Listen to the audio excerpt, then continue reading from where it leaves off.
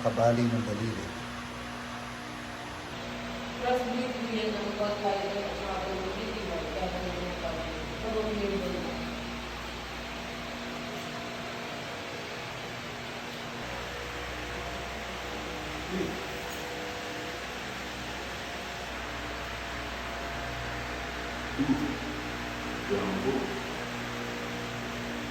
Puro sawa.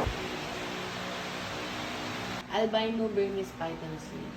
Wala pong venom yung mga ganyan, pero kaya po nilang mag-constrict at makabali po ng mga buto natin, makadurog po ng mga buto-buto kapag po nanlimpis. Burmese python nun. Hello. Kapag active po ang python or kahit anong snake, ibig sabihin po gutong po sila. So ano pakakain mo sa kanya? Ang food po nila dito ay one with chicken po, pero minsan po ay once a month lang, minsan ay twice a month. One whole chicken. Wow. Yes po. This is your classic sawa. Ganun ba? So, What do you call it? regulated python snake.